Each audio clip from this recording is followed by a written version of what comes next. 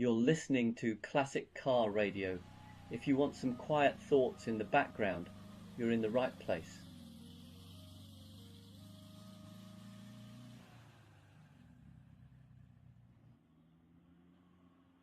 There are plenty of complicated ways to feel better in life. Meditation apps, cold plunges, inspirational quotes from people who definitely wake up earlier than you. But there's one mood booster nobody talks about, mostly because the people who know are too busy trying to find parts on eBay, the classic car. Now, I know what you're thinking. How can something built in the 70s with the structural integrity of a sandwich and the reliability of a French electrical system improve your mood? Well, let me give you three very solid, very scientific reasons, or at least three reasons that work for me.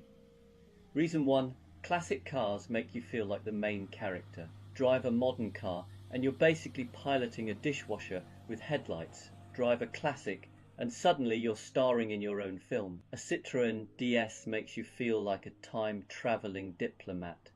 A Triumph TR6 convinces you you're more charming than you actually are. And a Porsche 928, well, that just makes you feel like you should have a yacht, even if the closest thing you actually have is a kayak from Decathlon. There's something magical about the way old cars look, smell, and sound. They give you instant character development. Even your bad hair days look intentional when you're climbing out of a 1970s Alfa Romeo. Reason two, classic cars force you to slow down, and slowing down feels good. It's impossible to be stressed while driving a Morris Minor. The car simply won't allow it. Try rushing and it will respond by quietly shaking its head and possibly removing a piece of itself in protest. Modern cars make everything too easy. Half the time you don't even feel like you're driving, you're supervising.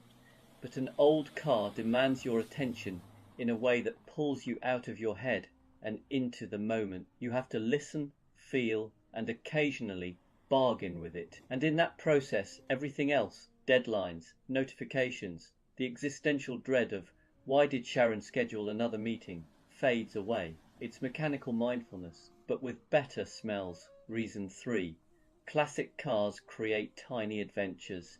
Without even trying, you don't take a classic out just to buy milk. You take it out because maybe the sun is out, maybe you finished work early, or maybe you're feeling particularly brave and want to see if the old electrics are in a cooperative mood. Even a simple 5-mile drive becomes a story.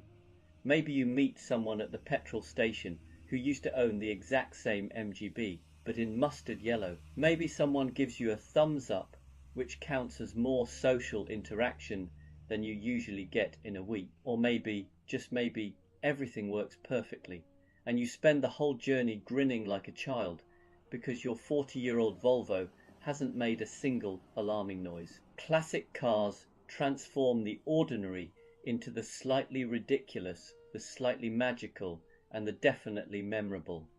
And that's good for the soul. So yes, they break, they leak, they squeak, and occasionally they demand rituals you can't explain to normal people. But they'll also lift your mood faster than any wellness practice I've ever tried. Because when you're behind the wheel of something old, whether it's a Beetle, a Jag, or some questionable French masterpiece held together by enthusiasm and rust, the world feels lighter. You feel lighter, and sometimes that's all the therapy you need.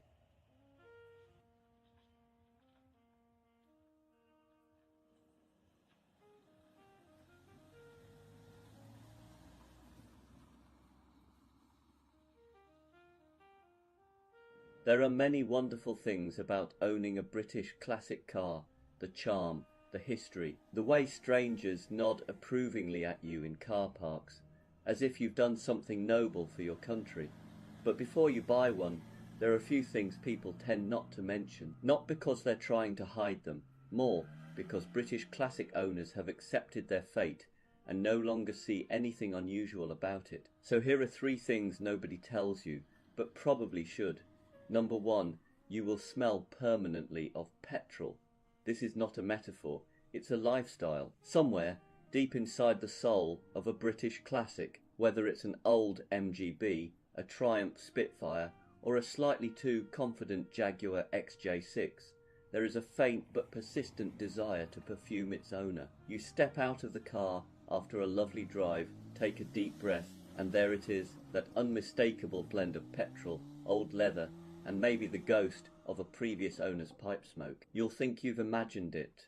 Your friends will assure you that you haven't, and eventually you'll stop trying to get rid of the smell and simply accept that it's part of your personal brand. Number 2, electrical issues are a bonding exercise. Some people say the British invented romance. I say they invented character, building wiring looms. If you own anything with the words Lucas anywhere near it, you're not just a driver, you're in a long-term relationship with the Prince of Darkness himself. One day the indicators work, the next day they're on a spiritual retreat. Your headlights may or may not join you. But here's the thing, every time you fix something, or jiggle a connector, or threaten the car with a multimeter, you feel genuinely proud. Modern cars don't give you that. They give you error codes and judgment. A classic gives you opportunities for personal growth.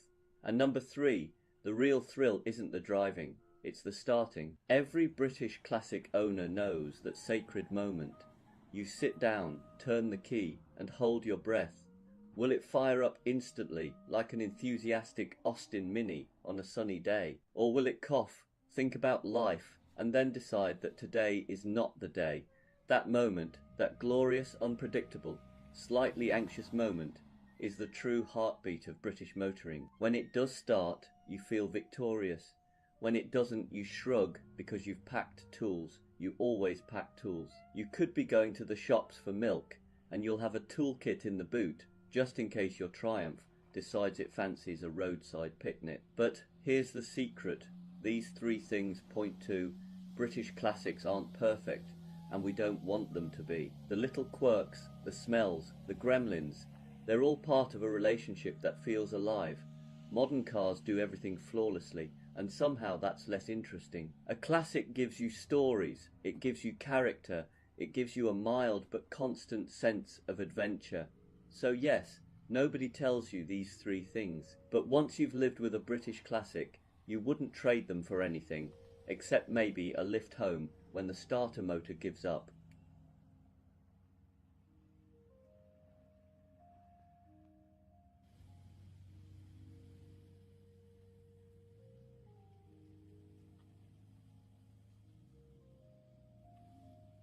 There's a funny thing that happens when you spend time with an old car. You start off thinking you're the one looking after it, keeping it running, coaxing it through its quirks, forgiving it for the odd rattle or drip. But eventually you realize something else is going on. The car is teaching you something too.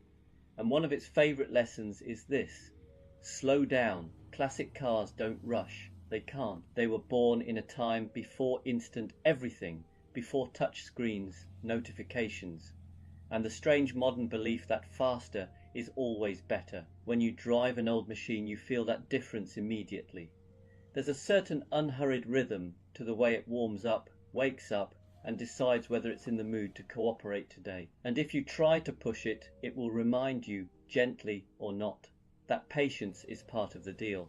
What's surprising is how quickly that patience becomes a pleasure, because when you're in a classic, you're not just travelling through space, you're travelling through time, you're driving something built with hands, not algorithms. You start listening more closely to the engine, noticing small changes, paying attention to the behaviour of the gearbox or the weight of the steering. Without even realising it, you drop out of the mental rush of the day and into something far more grounded. It's a bit like a moving meditation, not the sit cross-legged on a cushion type, but the sort where your attention is anchored to the sound, the feel, the moment right in front of you. You can't drive a classic car while doom scrolling or worrying about 10 different emails.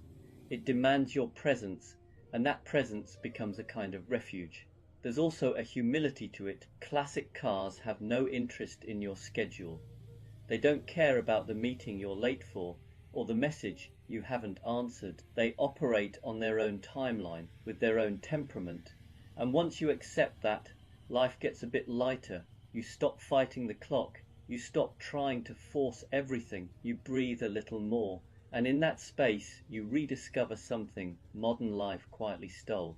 The simple joy of driving for its own sake. A slow cruise, a long corner taken with care. The sensation of being connected to a machine that asks you to participate, not just sit there. It reminds you that moving slowly isn't the opposite of progress. Sometimes it's the only way to feel where you're actually going.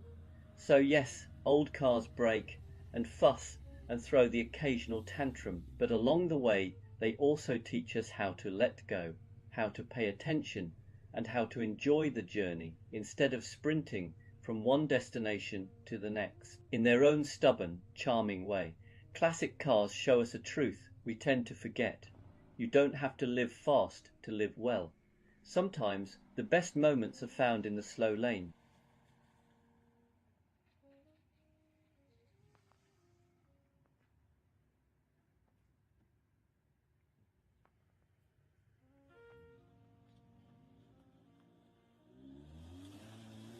You know, whenever I'm around classic cars, I'm struck by this quiet realization. Every old engine you see has lived more life than most of us ever stop to notice. We look at these machines as objects, as hobbies, as projects to fix on a Sunday. But somewhere in the metal, in the noise, in the wear and tear, there are stories tucked away. Sometimes I think that's what draws us to them, not the horsepower or the rarity, but the history that hums beneath the surface. Think about it, every engine misfire was once a moment of worry for someone. Every smooth pull-through second gear was once a burst of pride. That gentle tick on the overrun, someone else heard it long before you did. They wondered what it meant. They listened closely to the rhythm, just like you do now. Old engines collect people. They collect the hands that worked on them, the families that drove in them, the places they broke down, and the journeys they carried us through. A car that's 40 or 50 years old isn't just running on fuel, it's running on memory, all that maintenance and tinkering we do. Sometimes I think we're not restoring machines, we're restoring moments that would otherwise be forgotten. And the funny thing is, the parts that frustrate us the most are the ones with the richest stories. That stubborn bolt that refuses to move. Someone else fought with it in '84. That strange rattle that appears only on left turns. It probably annoyed 3 different owners before you. You're part of a lineage now, a caretaker in a long line of caretakers. The beauty of an old engine isn't in how perfect it runs. It's in the traces of life you can feel when it fires up. That first cough on a cold morning, the little shake as it settles into idle, the deep breath before it comes alive. It's like the car is remembering itself. You're not just starting an engine, you're waking up a piece of the past, and maybe that's the real magic. Modern cars are incredible, but they don't have that connection. They haven't had time to gather a soul. A classic car has lived through decades of roads, weather, mistakes, triumphs. If you listen closely, you can almost hear the stories, the long trips, the late night drives, the arguments, the laughter, the music on the radio that hasn't played in years.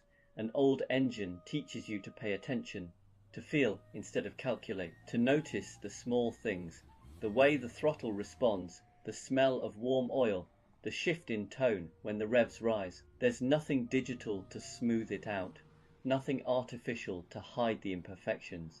It's honest, it tells you exactly how it feels, for better or worse. And in a world full of polished surfaces and perfect feedback, that honesty is refreshing. So next time you start up an old car, pause for just a moment. Listen to the churn, the catch, the first breath it takes. That sound has echoed across time. It connected someone's past to your present, and one day it'll become part of someone else's story too, because engines may be made of metal, but the lives they carry, those are made of us, and every one of those lives leaves a little trace behind, tucked somewhere deep inside the noise, waiting for you to hear it.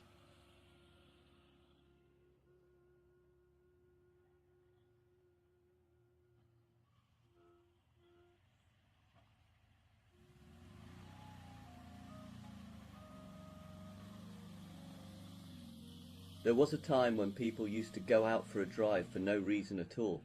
No errands, no deadlines, no navigation voice telling you to turn left in 300 yards. Just the simple joy of moving through the world with no particular destination. We've forgotten that a little. Modern driving is all efficiency now. Fastest route, least traffic, minimal time wasted. But somewhere along the way, we traded away the small pleasure of wandering, the feeling of taking the long road simply because it felt nicer under the tyres. The quiet moment when it's just you, the engine, and a bit of open sky. Classic cars remind you of that. They don't rush, they don't multitask, they're happiest when you're not trying to get anywhere quickly. In a strange way, they teach you to enjoy being unproductive, to savour the bends, the sounds, even the imperfections.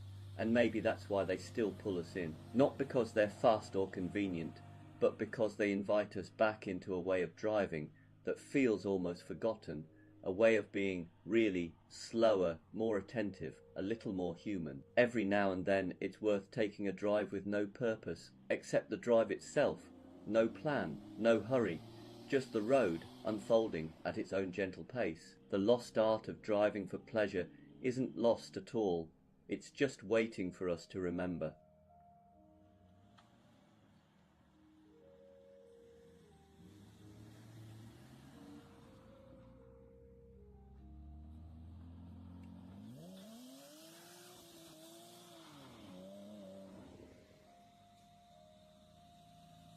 There's a certain philosophy that only really reveals itself when you spend enough time with a classic car. You don't notice it at first. At first, you're too busy wondering if that noise is normal, or if that smell is new, or if the fuel gauge is lying to you again. But give it a little time, and you start learning something deeper, something you won't find in any manual or workshop guide. Classic cars teach you about the slow lane, not the motorway slow lane. Although, let's be honest, with some classics you're going to be spending a lot of time there too. I mean the slow lane as a way of moving through life, a way of letting things unfold at their own pace, instead of trying to drag them forward like a reluctant alternator bolt. Because classic cars don't do rushing. They don't care how busy you are today. They don't care that you're late for dinner. They live in a world where warming up takes as long as warming up takes. You turn the key, the engine coughs, clears its throat, considers its options, and eventually decides, fine, I'll run today, but only because you asked nicely. And that's where the philosophy begins. In a modern car, you press a button and go. In a classic, you prepare to go. You listen, you pay attention, you learn its moods, you adapt, and somewhere in the middle of that dance, you start realizing how rarely you give anything your full attention anymore. You can't multitask in a classic car. You can't check your phone, adjust a playlist, and send a quick message while flying down the road. The car will simply not allow such nonsense. It asks you, politely, firmly, and occasionally with steam, to be present, hands on the wheel, ears tuned in, eyes on the world, and surprisingly, it feels good. Suddenly you're not rushing, you're not chasing time, you're just there in a moving piece of history, in a moment that can't be hurried. Life stops being a sprint and becomes a gentle roll. Classic cars also teach humility, because nothing reminds you that you're not in control, like a machine built in an era when weatherproofing meant try not to drive in the rain. You can have the perfect plan for the day and your car will respond with, that's adorable. But today we're learning about patience instead. Yet, weirdly, that's where the joy comes from. Not in the breakdowns themselves, we don't have to pretend those are spiritual experiences, but in the way they nudge you into letting go. You can't be in the fast lane when the universe, through your carburetor, is gently suggesting you slow the hell down. And then there's the driving itself, the unhurried steering, the engine note that actually changes when you listen to it, the road you start noticing because you're not flying over it at the speed of regret. Classic cars remind us that slowness isn't laziness, it's clarity. Slowness lets you see the world instead of blur past it. Slowness lets you notice the small things. Slowness makes the journey matter.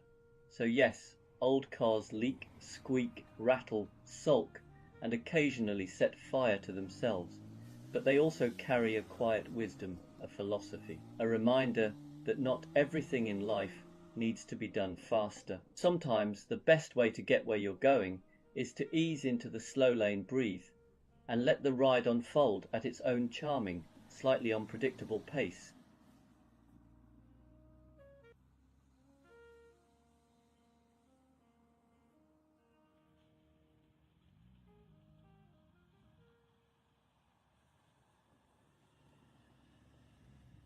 People often assume classic car ownership is all glamour and sunny Sunday drives, but anyone who actually owns one knows the truth. It's a spiritual practice, a moving meditation, a slightly oily path to enlightenment, because the first thing a classic car teaches you is patience. Nothing happens quickly, not warming up, not fixing things, not waiting for that part that was in stock last week. You learn to slow down, breathe, and accept that the universe occasionally manifests itself in the form of a seized bolt. And then there's awareness. Modern cars let you drift through a journey half asleep. A classic won't let you get away with that. It whispers, nudges, complains, celebrates. You start listening deeply to the engine note, to the vibration in the pedal, to that tiny new squeak you swear wasn't there yesterday. It's the automotive version of mindfulness, staying present, paying attention, noticing the moment before it becomes a problem. There's humility too. Classic cars do not care about your schedule, your plans, or your ego. They will embarrass you at petrol stations. They will refuse to start when you're trying to impress someone. They remind you gently, occasionally, not so gently, that control is an illusion, and somehow that's freeing. But the real zen is in the relationship, because it is a relationship. You invest time, care, curiosity. The car gives you stories, sensations, a kind of companionship. You begin to appreciate the effort over the outcome, the drive over the destination. You savor the journey because you have to. You can't rush it, and that slowness becomes a gift. So yes, classic car ownership can be frustrating. It can test your patience, your wallet, your sense of humor, but it also teaches presence. It rewards attention. It turns everyday drives into something richer, more textured, more human. And maybe that's the point. In a world running at full speed, a classic car pulls you back into the moment and says, "Here, be here. Feel this. Enjoy the ride."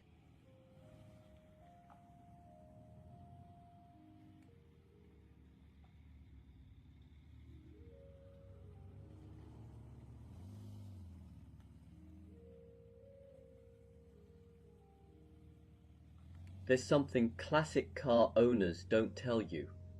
Well, a few things, actually. Things you only learn once you've lived with one of these old machines long enough for it to test your patience, your wallet, and sometimes your sanity. First, let's get this out of the way. You will smell like petrol, not in a poetic motorsport heritage way.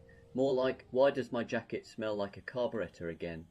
It just happens. It's part of the lifestyle. You stop noticing, other people don't. And then there's the moment, every classic owner knows it. You get into the car, turn the key, and there's this tiny pause where you hold your breath and think, come on, please behave today. That split second where time slows down and you brace yourself for either bliss or character building. We don't talk about that moment, but we all live it. And here's another one. Owning a classic car means accepting that strangers will talk to you. At petrol stations, in car parks, at traffic lights, you become a magnet for conversations that start with, "My uncle had one of these," or "I remember these when I was young." You learn to smile, nod, and enjoy it, because that connection is part of the joy. We also don't mention how emotionally invested we get in the smallest things: a new rattle, immediate heartbreak, a smooth run with no issues, instant euphoria, a sunny day. You're pulling the car out whether you had plans or not. Classic ownership turns adults into hopeful children. Every drive is Christmas morning. But here's the biggest thing classic car owners don't tell you. We don't actually own these cars. Not really. We're just the current caretakers. These machines have outlived owners, mechanics, fashions, governments, entire eras, and somehow they're still here, bending time a little bit every time they start up. We get to be part of that story for a while, a tiny part of a journey that started long before us and will probably continue long after we're gone. See, the secret isn't in the horsepower or the shine of the paint or even the drive itself. It's in the feeling, the sense that you're touching history with your hands, hearing it through the engine, carrying it across roads. It's travelled before. Classic car owners don't tell you these things because, well, it sounds sentimental, and we like to pretend we're here for the engineering and the performance. But really, we're here for the connection, the stories, the nostalgia, the moments when a machine feels almost alive. So if you've ever wondered why people put up with the quirks, the smells, the conversations at petrol stations, the unpredictable starts, it's because these cars give us something modern life rarely does anymore. A reason to slow down, to pay attention, to care about something that isn't disposable. And that's why, despite everything we don't tell you, we wouldn't trade this madness for anything.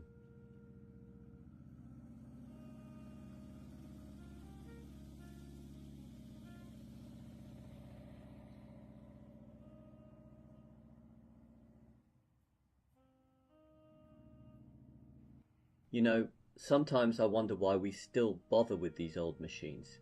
They're slower, heavier, fussier, and occasionally leak their feelings on the driveway. And yet, somehow, they still matter, because every classic car invites you into a different pace of life. A pace where you're not fighting the clock, the emails, or the 10,000 urgent notifications.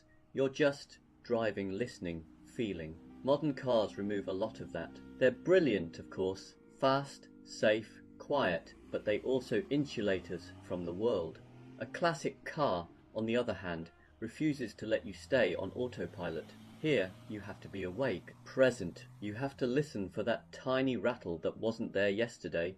You have to feel the road through the wheel, the way the car leans, breathes, settles. It's an experience, not a commute. And that's the strange magic of these old things. They offer something modern life keeps forgetting. Connection. Connection to the machine. Connection to the moment.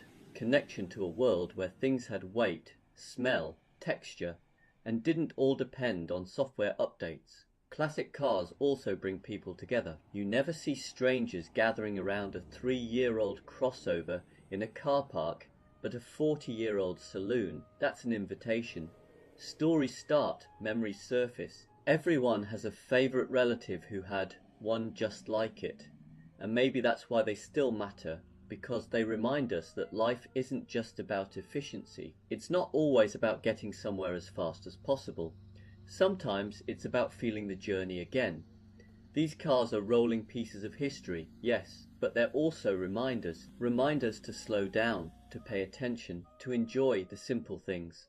So why do classic cars still matter in a modern world? Maybe because, in a world trying to rush us, they're one of the few things that gently ask us to take our time.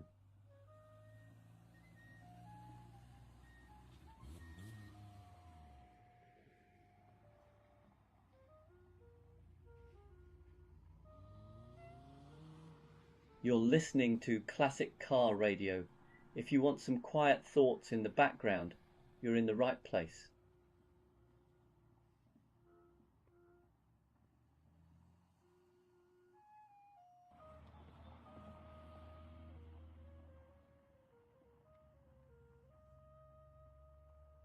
There's something magical about driving an old car, and I don't mean the will it start today suspense, although that does add a certain flavour to life. I mean the way an old car quietly pulls you out of the frantic, high-speed, high-stress rhythm of modern living and drops you into a world where everything moves just a little differently. Modern life wants you to hurry, messages ping, deadlines loom, your phone vibrates like it's trying to escape your pocket. And somewhere in the middle of all that, you're expected to be productive, healthy, friendly, well hydrated, and apparently making passive income in your sleep. Then you get into an old car, and it reminds you that none of that matters for a little while. Old cars are wonderfully unapologetic about their pace. They don't sprint off the line. They don't have 8 driving modes. They don't pretend to be a spaceship. They just go in their own time, with a certain dignity, and occasionally with a smell you can't identify but have learned not to worry about. And that slowness, that gentle, mechanical honesty, feels incredible. You start to notice the road again, the weight of the steering, the way the engine clears its throat before settling into a rhythm. You're suddenly more connected, more present, more there than you've been all week. The car demands just enough of your attention to pull you away from the chaos, but not so much that you feel overwhelmed. It's the perfect antidote to modern overload. It's almost funny. Driving an old car forces you to slow down, and somehow you end up arriving faster at yourself. Your shoulders drop. Your breathing settles. That problem you were stressing about gets replaced by something far simpler, like, was that noise there yesterday?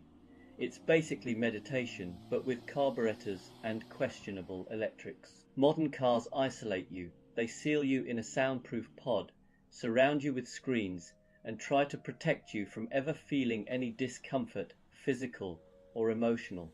It's efficient, sure, but it's also oddly numbing. Old cars do the opposite. They let the world in, they let you in, they let you feel, hear, sense, and sometimes smell life happening around you. They turn driving from an errand into an experience. And when the pace drops, something else rises: enjoyment. Because you're no longer rushing to get somewhere, you're actually appreciating the process of getting there, the journey everyone keeps talking about, but rarely has time to notice. So yes, old cars might be slower, louder, needy, and slightly dramatic on cold mornings, but they also offer something modern life rarely gives us: a reason to pause, a reason to breathe, a reason to remember that not everything meaningful has to happen at full speed. Sometimes the most satisfying progress is made at 40 miles an hour in the slow lane, in a machine that insists you take the long way, and enjoy every second of it.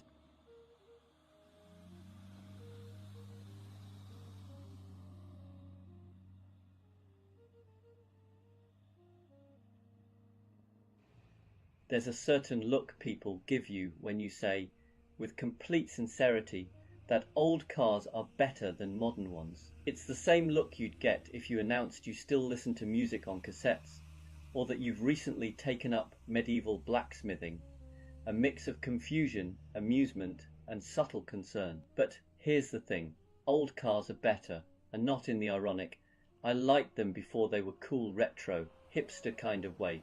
I mean genuinely, experientially, emotionally better. And today I'd like to explain why, gently, reasonably, and with occasional references to cars that have needed therapy more often than servicing. Let's begin. 1. Old cars have soul, and modern cars have software updates. Modern cars are incredible. They can park themselves, avoid collisions, and some of them even apologize when you try to indicate incorrectly. But they do not have soul. They have interfaces. They have warning chimes that sound like your dishwasher finishing a cycle. Compare that to an old Mercedes W123 warming up on a winter morning. There's a smell, a hum, a sense of the car clearing its throat before speaking to you. Or a classic Mini that rattles, vibrates, and cheerfully wobbles its way down the road, like a dog too excited for its own legs. Modern cars glide, old cars live. Modern cars feel like they were designed by committees. Old cars feel like they were dreamt up by slightly mad geniuses with drafting pencils and questionable haircuts. 2. Old cars demand your attention and reward it. Modern cars want you relaxed, distracted, and effectively irrelevant. Most will brake for you, steer for you, and judge you silently through lane assist cameras. Drive something like an old BMW E30, however, and you are suddenly awake. You are listening. You're paying attention to the idle, the feel of the steering, the smell of, is that petrol? Should it smell like petrol? An old car pulls you into the moment by necessity. It's mindfulness, but with more mechanical sympathy. You can't zone out. You can't doom scroll. You can't even sneeze without considering how the carburetor feels about it. And in that strange tactile relationship between human and machine, something happens. You remember what driving is. Not a task, not a commute, not an algorithm. A connection. 3. Old cars teach you character. Modern cars hide it. Modern cars are smooth, predictable, and engineered to feel identical across thousands of units. A Volkswagen today feels like a Volkswagen tomorrow, even if tomorrow's Volkswagen is technically a rebadged Skoda. But old cars, every single one has its own personality, its own backstory, its own grumpy morning habits. Your friend might own the same model year, same spec, same colour, and somehow their heater works and yours doesn't. Your locks freeze, theirs won't unlock after rain. Your dashboard rattles at 40 miles per hour, theirs rattles at 37.5. Every old car is unique. Like snowflakes that rust, a modern car hides its quirks behind layers of electronics and stability control. An old car puts its quirks on loudspeaker and then throws in a bonus squeak from somewhere you haven't identified in 3 years. And the funny thing is, that's what makes them charming. 4. Modern cars are fast. Old cars feel fast. Take almost any modern family hatchback. Let's say a Ford Fiesta. It's quicker than many old sports cars. It corners better. It stops better. It does everything better. And yet, it doesn't feel fast. It feels efficient, like a highly competent appliance. Now get into something from the 70s. A Triumph Spitfire, for example. You do 40 and it feels like 80. You do 60 and it feels like 140. You do 70 and you start bargaining with whichever deity handles structural integrity. In an old car, speed has flavour, wind noise, vibrations, a speedometer that shakes like it's had too much coffee. All of it creates drama. You finish a drive in an old car and feel alive. You finish a drive in a modern car and feel like you've just arrived. 5. Old cars let you participate. Modern cars entertain you. There's a reason people are nostalgic for old Hondas and Toyotas with manual gearboxes. Changing gear yourself is fun. Balancing a clutch is fun. Listening to an engine instead of a synthesized engine noise through speakers is also fun. Modern cars often try to entertain you with huge screens and animated menus. Meanwhile, an old car entertains you by simply being a car. Take something like a classic Subaru. You turn the key, something mechanical happens. The flat four burbles, you feel the road. You actually drive, you're not swiping, scrolling, tapping, pairing, updating or rebooting anything. And that simplicity feels like fresh air for the brain. 6. Old cars connect you to people. Modern cars connect to the cloud. You take an old MG Jaguar or Alfa Romeo to a petrol station. You are not filling up. You are starting a conversation. People love old cars. They want to ask about them, share memories, tell you about the one they once had that caught fire, but in a charming way. Modern cars don't start conversations. Modern cars silently upload your data to a server somewhere. Old cars bring out nostalgia. Modern cars bring out update notifications. It's not the same energy. 7. Finally, old cars remind you that joy doesn't need perfection. Modern cars are nearly flawless. Quiet, smooth, efficient, predictable. Old cars are none of those things. And that's exactly why they make us smile. A slightly faded paint job, a bit of patina, a carb that needs persuading on cold mornings, a heater that has 2 settings, sauna, and Arctic. These things aren't flaws, they're personality traits.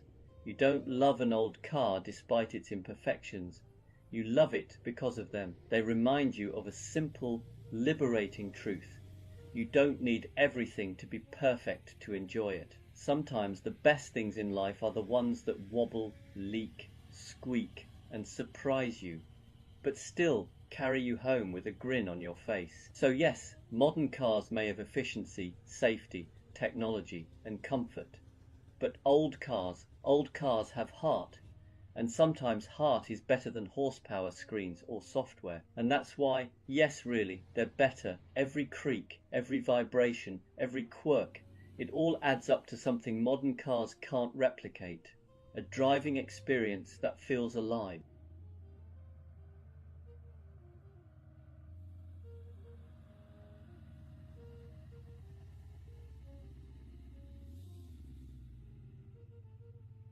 Owning a classic car does something subtle to the way you drive. At first, you think you're just learning how to keep an old machine alive, but somewhere along the way, without any formal training or advanced driving courses, your habits start to change, and oddly enough, they tend to make you a better driver. Even when you're back in something modern and sensible, here are 3 of them. The first habit is listening. Classic cars demand it. A modern car filters everything out for you. The noises, the vibrations, the feedback. But an older machine doesn't bother with subtle hints. A slight change in engine note on an old Alfa, a new vibration through the wheel of an MG, or a gearbox that suddenly feels a little less cooperative in a Porsche from the 90s. These are all conversations, and if you ignore them, the car will escalate the discussion. So you learn to listen, to notice, to anticipate, and that habit sticks. You become the kind of driver who feels what the car is doing instead of just reacting when something goes wrong. The second habit is looking further ahead. Classic brakes are, how shall we put this, optimistic. Whether you're in an early Jaguar, a Triumph with a personality, or anything Italian that prefers enthusiasm over urgency, you very quickly learn that last-second decisions are a terrible idea. You start reading the road earlier, you spot traffic building long before it becomes a problem. You leave space, you plan, not because you're being virtuous, but because it's easier than standing on a brake pedal that was designed in another century. And once you've learned that skill, you never really lose it. Even in a modern car with enormous brakes and a dozen safety systems, you're calmer, smoother, and far less rushed. The third habit is mechanical sympathy. Classic cars reward gentleness. They don't like being rushed when they're cold. They don't appreciate aggressive gear changes, and they absolutely remember if you've been unkind to them. So you adapt, you warm things up properly, you shift more smoothly, you drive with intention rather than impatience. Whether it's a softly sprung French saloon, a slightly grumpy British roadster, or an air-cooled Porsche that prefers things done just so, you learn that respect goes a long way. And here's the interesting part, that mindset transfers. You drive modern cars more smoothly, you waste less energy, you feel less stressed, you arrive more relaxed, even if you didn't arrive any faster. So yes, classic cars leak, rattle, and occasionally test your commitment to the hobby, but in return, they quietly train you to be more attentive, more patient, and more aware behind the wheel. Not bad for something with no driver aids, questionable reliability, and an owner's manual that assumes you already know what you're doing. Sometimes the best driving lessons don't come from technology. They come from old machines that simply ask you to pay attention.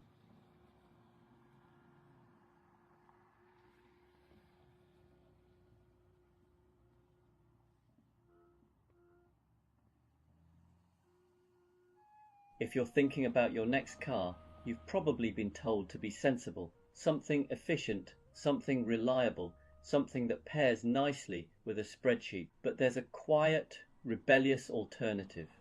One that smells faintly of petrol, makes interesting noises, and occasionally asks for patience instead of blind faith. An old and interesting car. And here are 3 reasons why it might be the best decision you'll ever justify to your friends. Reason 1, old cars have personality. Modern cars are very good, almost suspiciously good. They start every time, isolate you from the outside world, and politely beep if you look like you're having a thought of your own. An older car doesn't do that. It communicates differently. A classic Alfa will tell you how it's feeling through the steering wheel.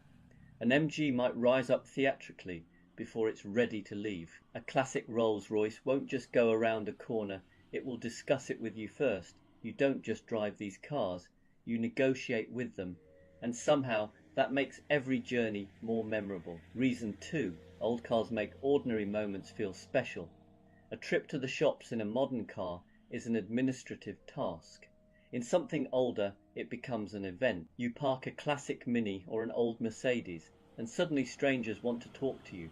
People smile. Someone tells you they had one, just like that in 1988, and regrets selling it every day since. Old cars turn errands into stories.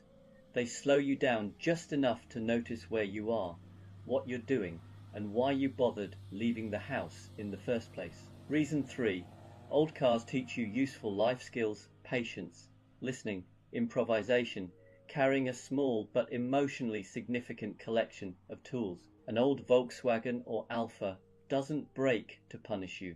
It breaks to teach you humility. It encourages you to understand how things work, or at least to develop a healthy relationship with your local mechanic. More importantly, old cars cure you of the illusion that everything should be instant and perfect. They remind you that progress isn't always about speed. Sometimes it's about connection. Now, are old cars practical? Not always. Are they efficient? Rarely. Will they test your optimism at inconvenient moments? Absolutely, but they give you something modern cars can't, a sense of involvement. A feeling that you're part of the process, not just cargo being moved from one place to another. So if you're choosing your next car, maybe don't ask what's fastest, newest, or most sensible. Ask what will make you smile on a quiet road. What will turn a normal day into a small adventure? What will still be interesting long after the novelty wears off? Because life is already efficient enough. Your car doesn't need to be.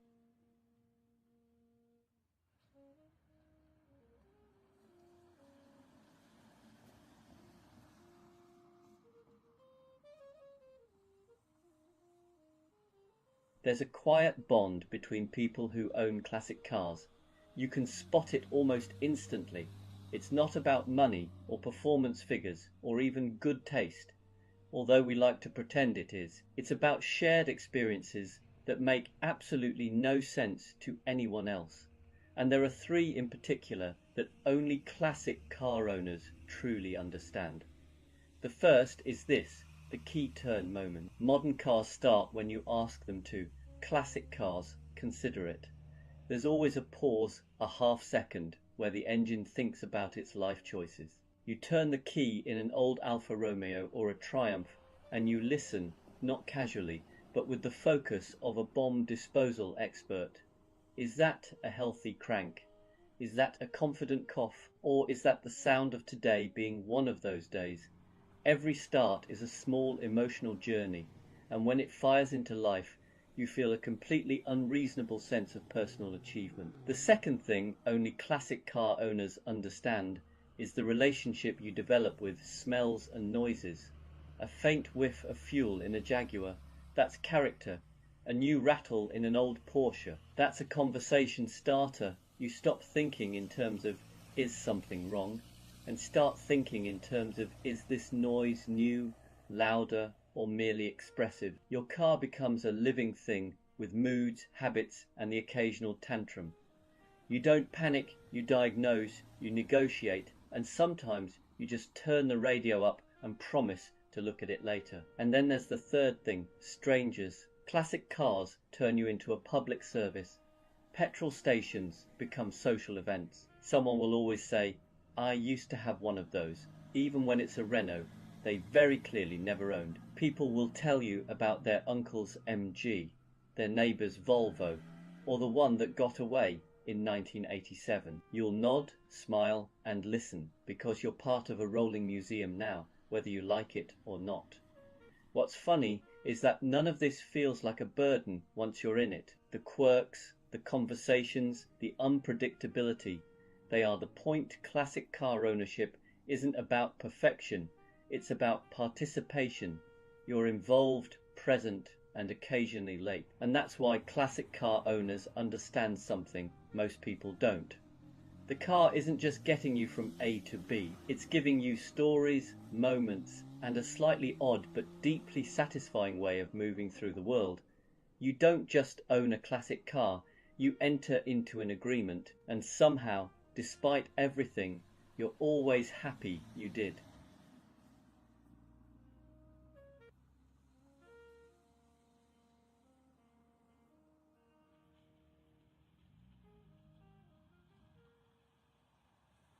Owning a British classic car is a bit like living with a polite housemate who smiles warmly, makes excellent tea, and quietly rearranges your life while you're not looking. You think you're in charge, you're not, and if you listen closely, you'll realize your car is plotting against you, not out of malice, but out of tradition. Let's start with the first plot. Number 1, timing. Your British classic has an impeccable sense of when to misbehave. It will never fail on a random Tuesday when you have nothing planned. No, it waits patiently for the exact moment you're heading to a wedding, a long-awaited drive, or somewhere that requires arriving without the scent of petrol and regret. Triumphs, Bristols, old Jaguars, they all share this gift. They'll idle perfectly for weeks, then suddenly decide that today is the day the starter motor feels emotionally unavailable. And the thing is, it won't be dramatic about it. There'll be no bang, no warning light, just silence, as if to say, I'm terribly sorry, but no. The second plot is more subtle. Number 2, confidence erosion. British classics are masters of psychological warfare. One good drive and you feel invincible. You start thinking, I've sorted it now. You tell friends it's actually quite reliable. This is when the car strikes. A minor rattle appears, then a smell, then a noise that wasn't there yesterday and absolutely is there now. Is it serious? Is it nothing? You don't know. That's the point. A Land Rover will convince you that every vibration is either completely normal or the beginning of the end, and you'll never know which. A classic Mini will make you question whether that pull to the left is new or simply part of its personality. You start doubting yourself. The car remains calm. It has done this before. And finally, the most devious plot of all. Number 3, emotional attachment. This is where British classics really get you. Despite everything, the leaks, the quirks, the way a classic Jaguar can turn fuel into noise with astonishing enthusiasm, you fall for it, you forgive it, you defend it. You start using phrases like, they all do that, and it's just a simple fix even though you've said that 6 times already. At some point, you'll catch yourself patting the dashboard of an old Rover or talking gently to an Austin Healey as if encouragement might help. And oddly enough, sometimes it does, or at least it feels like it does. That's when you realize the plot has succeeded. You're no longer an owner, you're a caretaker, possibly an accomplice. But here's the twist. This isn't really sabotage, it's a relationship. British classics don't want efficiency. They don't want speed or convenience. They want attention. They want patience. They want you to slow down, listen, and accept that perfection was never the goal. So yes, your British classic is plotting against you, against your schedule, your certainty, and your spare cash. But it's also plotting for something quieter and better. Fewer rushed journeys, more stories. And the kind of memories you only get from a car that occasionally refuses to cooperate. And honestly, you wouldn't have it any other way.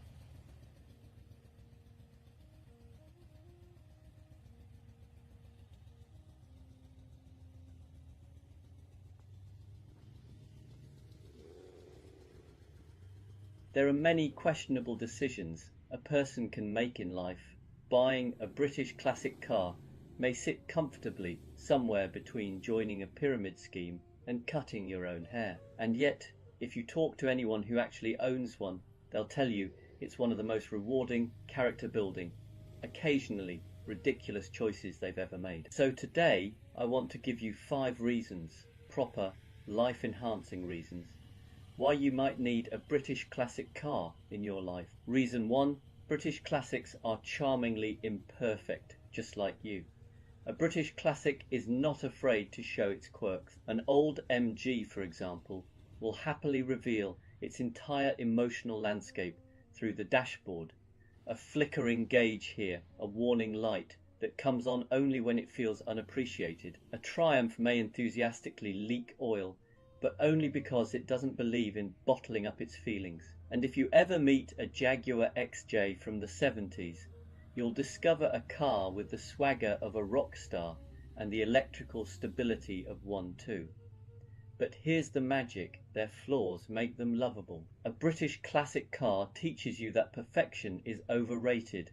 It's the rough edges, the little unpredictabilities that create stories, and in a world obsessed with flawless surfaces and seamless interfaces, there's something deeply comforting about a machine that is still perfectly functional while being gloriously, unapologetically human. Reason 2, they turn every journey into a small adventure. Modern cars make driving feel like background noise. British classics, on the other hand, treat every trip, even a run to the shops, like you're off to scale Everest. Start the engine of a Land Rover Series 2 and you'll feel like you're about to explore a remote corner of Kenya. Even if you're only going to Lidl, take an old Mini onto a back road and suddenly you understand why every motoring journalist becomes slightly hysterical around them. Drive a classic Bentley and you'll find yourself talking in a deeper voice and developing opinions about fine leather. British classics don't simply move you from A to B. They create a sense of occasion. They invite you into the moment, into the sound, the smell, the tactility of driving. They whisper, slow down, enjoy this, notice things. And if you listen, you realize that driving can be joyful again.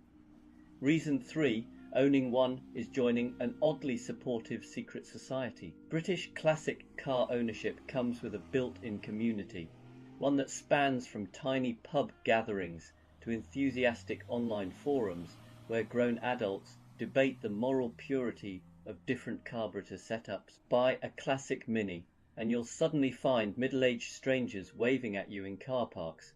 Own a Rover P6 for 6 minutes and someone will walk up to you and say, "My uncle had one of those. Let me tell you everything about it." Starting in 1974, MG owners appear to be born with a sixth sense. They can smell another MG owner from 500 yards away and will materialize beside you with advice, spare parts, or biscuits. It's a hobby, yes, but also a family.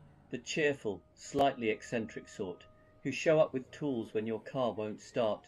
You don't just buy the car, you inherit the tribe. Reason 4, you learn patience, resilience, and a questionable kind of optimism. A British classic car will teach you important life skills, not CV skills. Not useful in the corporate world skills, but the real fundamentals, patience. When something works yesterday but not today. Resourcefulness when the part you need is out of stock indefinitely. And optimism when you see a puddle under the car and think it's probably fine. There's a special kind of self-growth that happens when you try to understand 40-year-old Lucas Electrics, often referred to respectfully as the Prince of Darkness, which should tell you everything you need to know, yet somehow you manage, you adapt. You learn the car's language. You celebrate small victories like a monk achieving enlightenment. And over time, you realize the car has made you calmer, more patient, and better at shrugging off life's little inconveniences. Reason 5. British classics have personality. Real, unapologetic character. This is the biggest reason of all. A British classic car isn't just something you use. It's something you get to know.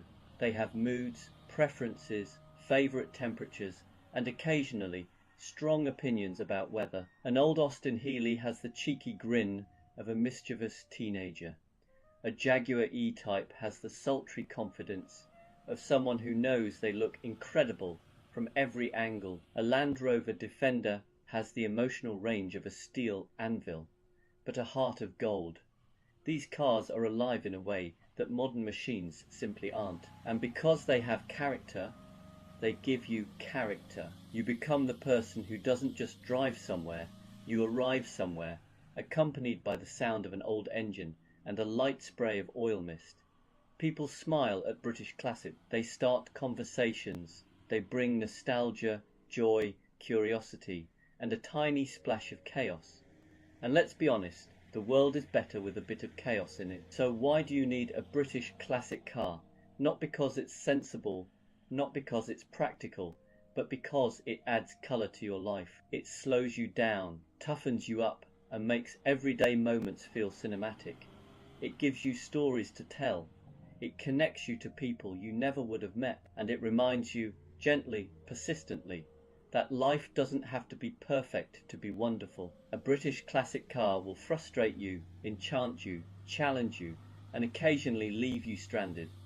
But it will also make you smile in a way almost nothing else can, and if that isn't a good reason to own one, I don't know what is.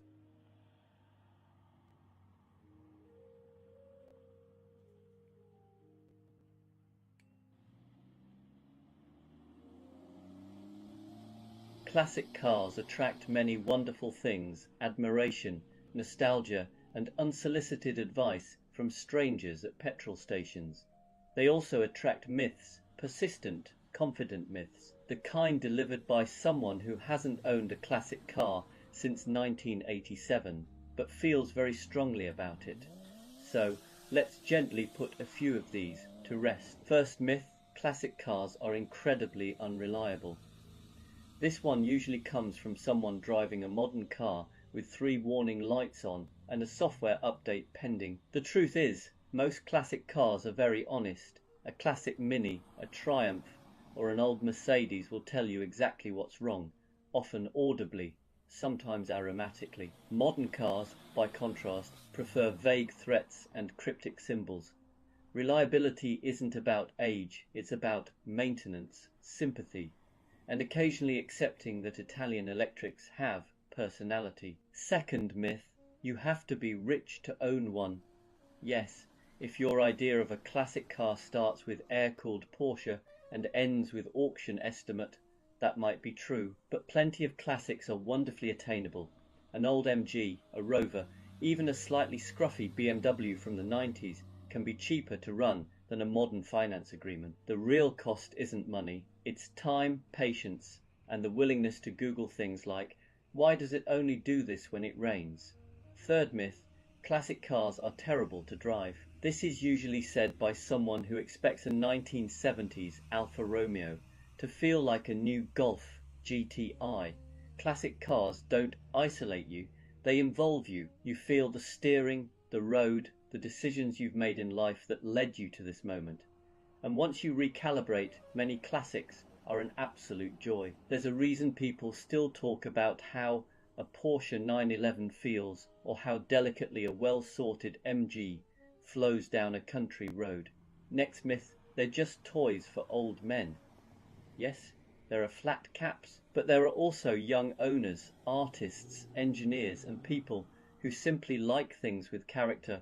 Classic cars aren't about age, they're about taste, and possibly stubbornness. Anyone who keeps a Lancia running in the modern world is not clinging to the past, they're committing an act of quiet rebellion. Another favourite: classic cars are bad for the environment. This one's more nuanced. Yes, they're not exactly carbon neutral, but most classics do a few thousand miles a year at most. They're repaired, reused, and kept alive rather than scrapped and replaced every 3 years. Sustainability isn't just about what you drive, it's about how often you replace it. A well-loved old Volvo, still going strong, has arguably done its bit.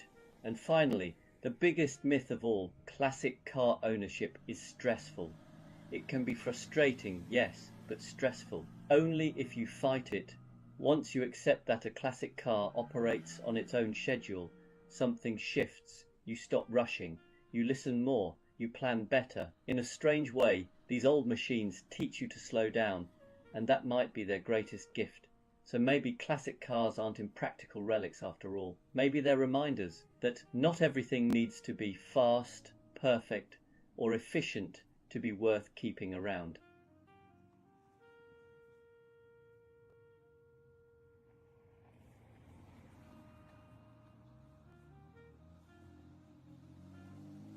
There's a lot of talk these days about electric cars. They're sleek, they're quick, they're silent.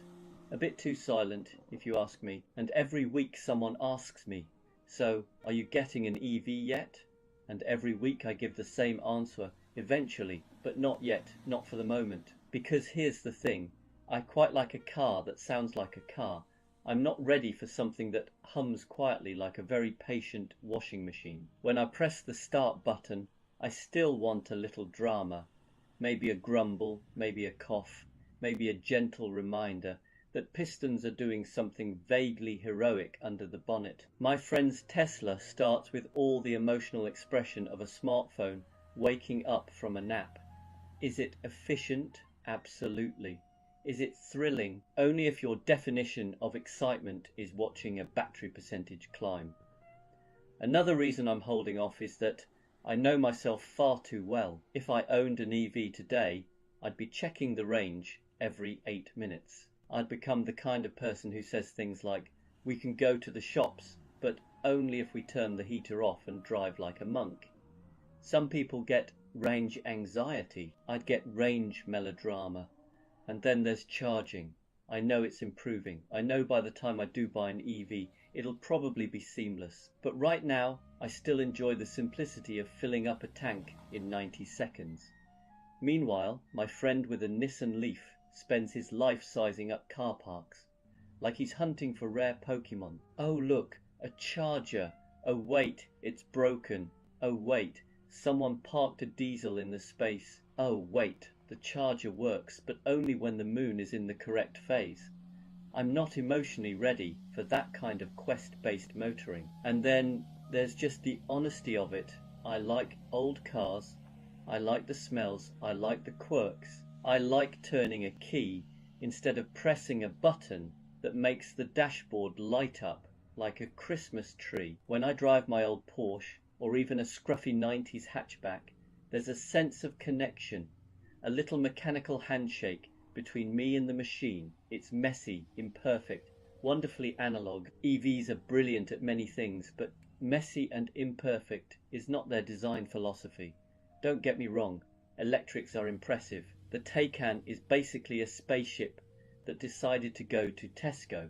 The Kia EV6 looks like it was designed by someone who loves triangles. And the Tesla Model 3, well, it's a very efficient way to feel like you're driving a minimalist Scandinavian cupboard. One day I'll get one. I genuinely believe electric cars will be part of my future. But for the moment, just for the moment, I'm staying with the rumbling, slightly leaky, occasionally dramatic world of classic and combustion powered cars, not because EVs are bad, but because I'm not quite ready to give up the noise, the character, and, if I'm being honest, the joy of a car that communicates constantly, even if some of that communication is help. My gasket's gone again. So yes, I'll join the electric revolution eventually. But right now, I'm enjoying the long, noisy goodbye.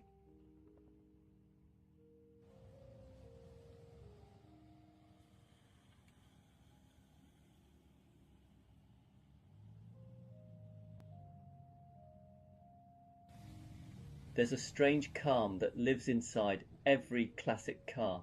It's not obvious at first. In fact, it's often hidden beneath rattles, warm oil smells, and the quiet suspicion that something electrical might be having a bad day. But once you spend enough time with an old car, you start to notice it, a kind of calm you don't really find anywhere else.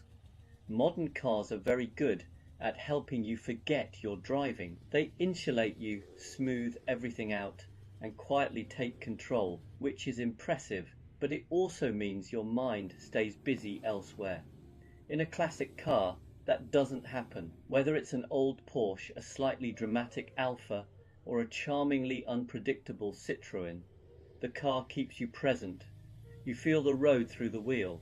You hear the engine thinking out loud. You're part of the process. And that's where the calm starts, because when you're paying attention to something real and mechanical, your thoughts stop racing ahead. You're not worrying about tomorrow's to-do list while guiding an old BMW through a corner or waiting for a carbureted engine to warm up properly.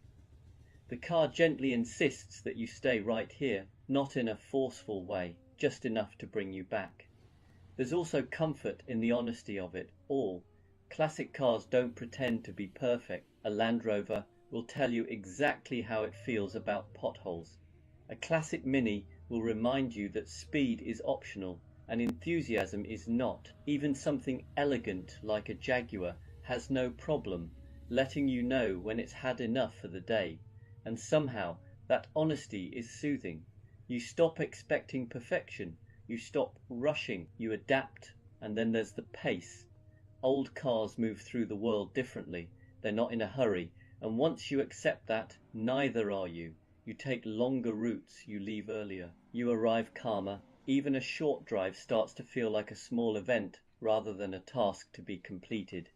It's funny, we often talk about classic cars as stressful, temperamental things, and yes, they can be, but inside that unpredictability is a kind of quiet agreement. If you treat the car gently, it will do the same for you. It teaches you to listen, to ease off, to respond rather than react. So maybe the calm inside a classic car isn't something built into the dashboard or hidden under the bonnet. Maybe it's what happens when a machine slows you down just enough to notice where you are, what you're doing, and how good it feels to be fully there. And in a world that's always rushing forward, that kind of calm is quietly priceless.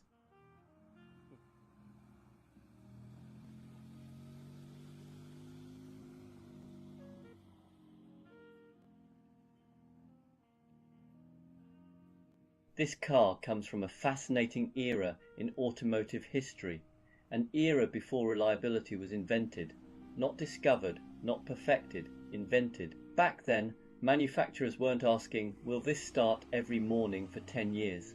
They were asking far more important questions like, does it feel alive? Does it sound interesting? And can we make this with slightly thinner metal to save a few francs?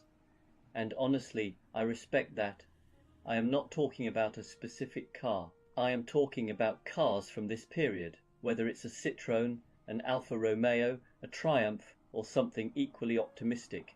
These cars were built with a very different philosophy. They weren't designed to be invisible appliances, they were experiences.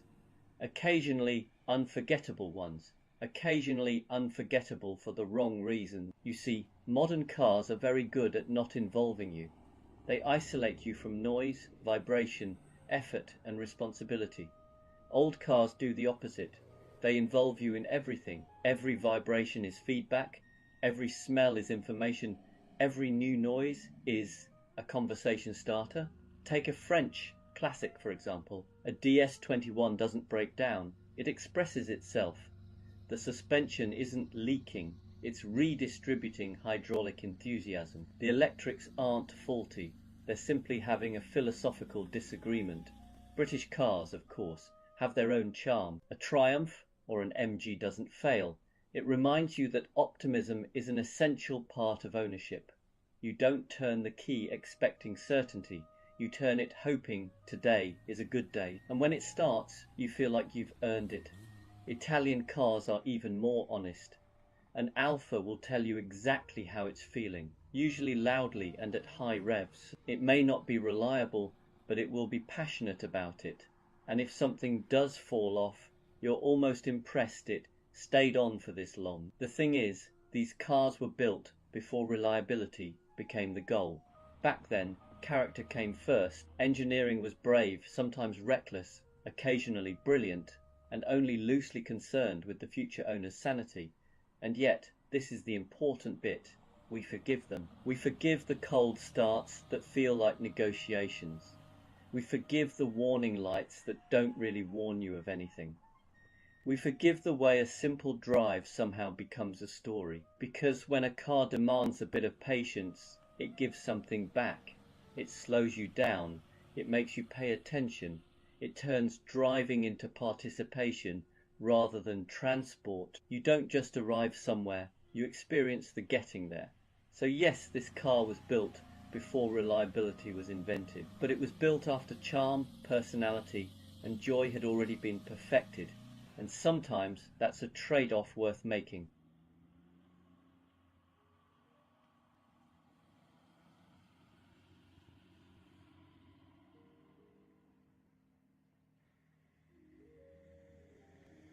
At first glance, calling a classic car eco-friendly sounds like something said just before being escorted out of a dinner party. After all, these are machines that predate catalytic converters, think fuel economy is a suggestion, and occasionally smell like unburnt optimism. And yet, stick with me, because classic cars might be one of the most quietly sustainable things an enthusiast can own. First, the greenest car is often the one that already exists. Modern cars are marvels of technology, but building them takes an extraordinary amount of energy. Mining materials, manufacturing batteries, shipping parts across the planet, and assembling everything in vast factories. A classic car, on the other hand, is already here. The carbon cost was paid decades ago. Keeping a 1970s Porsche 911 or a classic Mercedes W123 on the road isn't consumption, it's preservation. It's recycling at a grand mechanical scale. Instead of scrapping and replacing, you maintain, repair and reuse. You're not chasing the latest upgrade, you're making something old last longer. Environmentally speaking, that's surprisingly virtuous. Second, classic cars encourage moderation. No one daily drives a 40-year-old Alfa through rush hour traffic without a strong sense of self-reflection. Classics tend to come out for weekends, sunny evenings, or special occasions. They're driven less, cared for more, and appreciated deeply. That alone dramatically reduces their environmental impact. A lovingly maintained Mazda MX-5 from the 1990s, doing a few thousand miles a year, is hardly the climate villain it's made out to be, especially compared to a brand new SUV doing short trips to the shops while carrying nothing but a reusable bag and mild guilt. Third, classic cars resist the culture of disposability. Modern ownership often follows a simple pattern. Buy, use, trade in, repeat. Classic car ownership flips that entirely. You form a relationship. You learn its habits. You repair rather than replace. You rebuild rather than discard. A Toyota Land Cruiser that's been running for 30 years isn't just transport. It's proof that durability is environmental responsibility. A Honda engine that keeps going with basic maintenance is a quiet protest against planned obsolescence. These cars weren't designed to be fashionable for 3 years. They were designed to endure. And yes, let's talk about the word investment. Not every classic car is going to fund your retirement, and that's probably for the best. But many classics hold their value precisely because they're not being churned through a rapid consumption cycle. A well looked after BMW E30 or early MX-5 isn't a depreciating appliance. It's a long-term asset that rewards care, patience and restraint. So no, classic cars won't single-handedly save the planet. They still burn fuel, they still make noise, and they still occasionally drip oil in a way that feels personal. But they represent something modern life is desperately short on: longevity, repairability, and respect for what already exists. In a world obsessed with the new, the fastest, and the disposable, choosing to preserve and enjoy an old machine might be one of the most quietly eco-friendly decisions you can make. Plus, it looks better than a spreadsheet.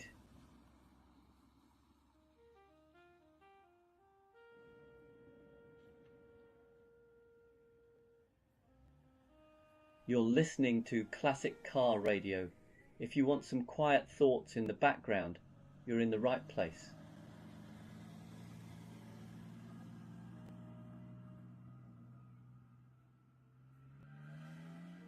There are plenty of complicated ways to feel better in life. Meditation apps, cold plunges, inspirational quotes from people who definitely wake up earlier than you. But there's one mood booster nobody talks about, mostly because the people who know are too busy trying to find parts on eBay, the classic car. Now, I know what you're thinking. How can something built in the 70s with the structural integrity of a sandwich and the reliability of a French electrical system improve your mood? Well, let me give you 3 very solid, very scientific reasons, or at least 3 reasons that work for me. Reason 1, classic cars make you feel like the main character. Drive a modern car and you're basically piloting a dishwasher with headlights. Drive a classic and suddenly you're starring in your own film. A Citroën DS makes you feel like a time-travelling diplomat. A Triumph TR6 convinces you you're more charming than you actually are. And a Porsche 928, well, that just makes you feel like you should have a yacht, even if the closest thing you actually have is a kayak from Decathlon. There's something magical about the way old cars look, smell, and sound. They give you instant character development. Even your bad hair days look intentional when you're climbing out of a 1970s Alfa Romeo. Reason 2. Classic cars force you to slow down, and slowing down feels good. It's impossible to be stressed while driving a Morris Minor. The car simply won't allow it. Try rushing and it will respond by quietly shaking its head and possibly removing a piece of itself in protest. Modern cars make everything too easy. Half the time you don't even feel like you're driving, you're supervising.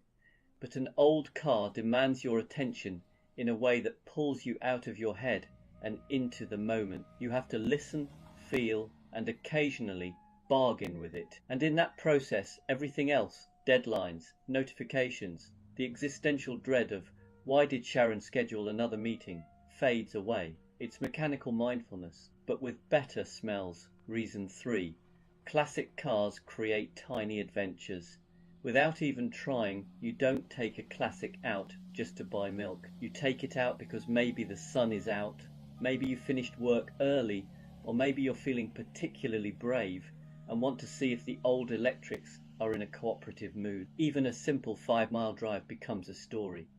Maybe you meet someone at the petrol station who used to own the exact same MGB, but in mustard yellow. Maybe someone gives you a thumbs up, which counts as more social interaction than you usually get in a week. Or maybe, just maybe, everything works perfectly, and you spend the whole journey grinning like a child because your 40-year-old Volvo hasn't made a single alarming noise. Classic cars transform the ordinary into the slightly ridiculous, the slightly magical, and the definitely memorable.